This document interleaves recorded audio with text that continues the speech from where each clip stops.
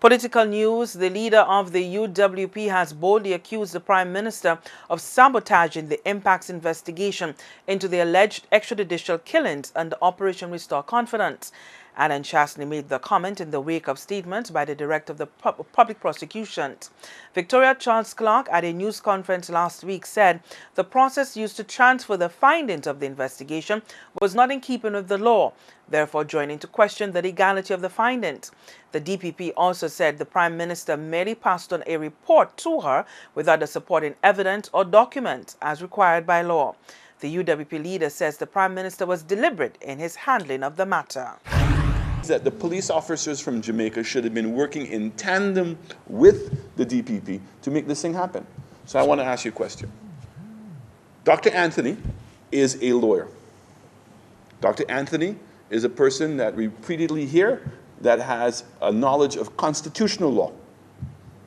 And Dr. Anthony has also been the Prime Minister of this country for 15 years. So I am not prepared to accept that he made a mistake, that he didn't know. So I'm going to say today, I believe that Dr. Anthony did this deliberately. And he deliberately has attempted to sabotage this investigation. And the question now becomes, why? And I don't have the answer to that question.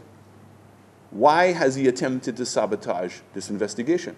And what makes it even stranger is if in fact that this investigation was going to be the undoing of the United Workers' Party, because if in fact those allegations were correct and they could be proven, I would say to the United Workers' Party would have been finished as a political party. So why didn't he give it this fair hearing? If in fact he was so assured that the information that he had was so damning and so correct, why didn't he allow it to proceed? But why is every single time that he has been involved, that he has sabotaged this project, this investigation? And that's a question we're all going to have to ask ourselves and to see if we can get to the bottom of it. But clearly, he knew what he was doing. Reflecting on the case brought against him for the use of funds from the Soufriere Town Council, Alan Chastney said the judgment now bears out exactly what the DPP has informed. In his case, the committee formed to investigate the matter was deemed ad hoc by the courts. Mr. Chastney maintains that had the government allowed the Director of Audit to perform the duties as prescribed by law, then the case would not have been thrown out by the court. And if, in fact, after doing the audit, that the Auditor's Department determined that there was any form of criminality, they would then work with whom? The police and the DPP to follow up. That didn't take place. Here's what took place. That Cabinet commissioned an ad hoc committee. That ad hoc committee presented a report to whom? Cabinet. And that Cabinet acted as the judge and the jury of that report. And then took that report and presented it in Parliament as if it was a fact. As if it was a fact. And what the judge said is not admissible. And we all sit here. You have the Attorney General who wrote an opinion to Cabinet to tell the Cabinet they had no case in the constituency case against me. None. That once the funds are deposited into the Soufriere Town Council, they belong to the Soufriere Town Council. And what did we see? The Attorney General changed her mind. Up to today, the Attorney General cannot give the legal basis for changing her mind. And this is the continuing abuse that's taking place of what we call democracy and natural justice in our country. And we want to talk and question about the integrity of people in their positions, when in fact it is the integrity of this government that we must be questioning. Because every effort is being made for them to act with impunity.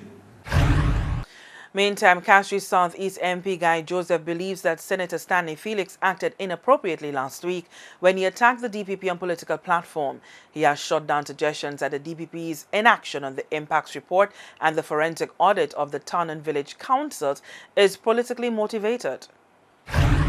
And because somebody finds themselves at loggerhead with the government does not mean that they are that way because of political affiliation. And I can show you, there are countless persons in the Labour Party who are ministers of the government who originated from the United Workers' Party. And there are persons within the United Workers' Party who originated from the Labour Party. So are you suggesting that because somebody is appointed in at a particular point in time by a government that existed at the time? And if you want to use Sir John as an example, he is a very good example to go by.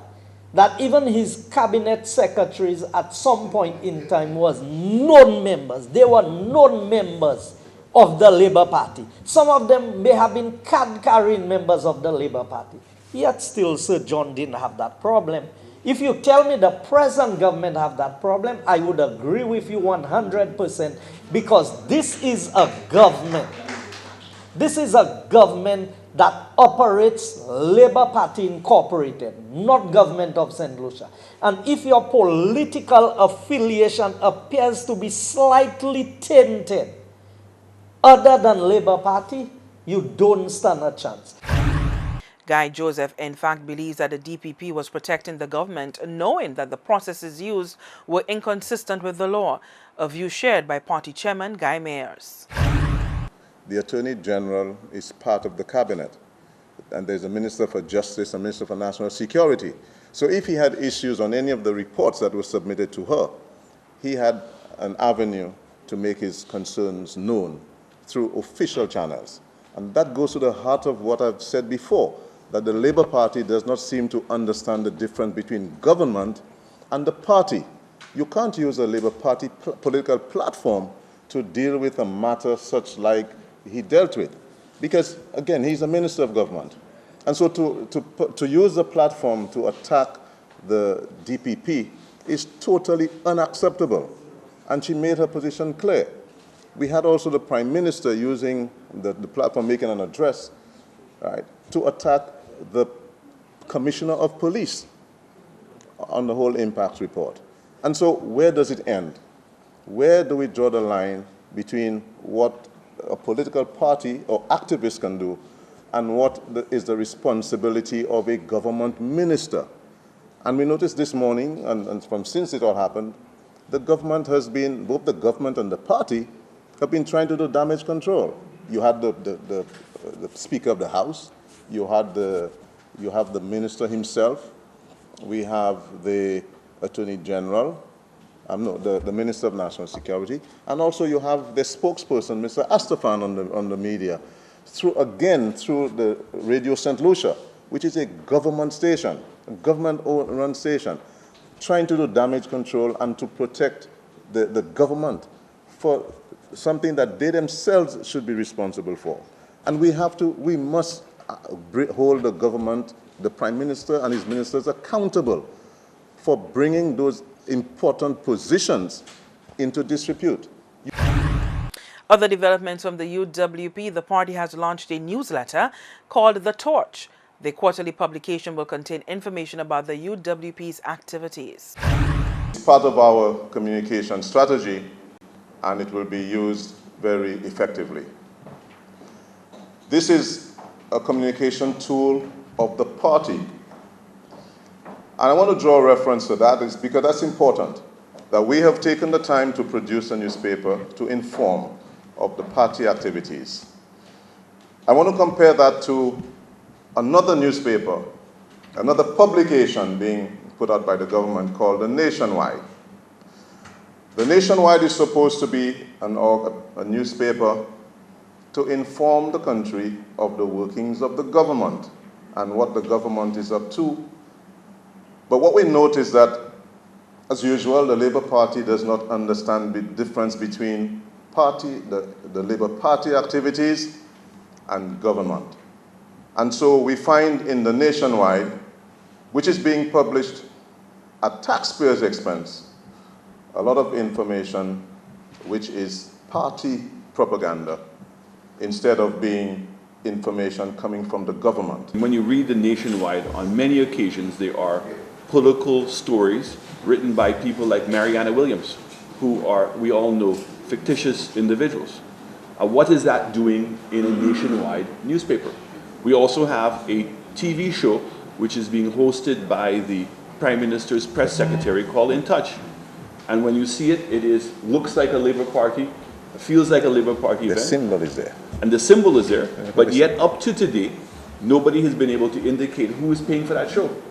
And then it becomes even more suspicious that when government civil servants and senior members of government find themselves on that show, and we continue to raise this red flag as to what is taking place, is exactly what the chairman said, that the Labour government continues not to know the difference between government and political party.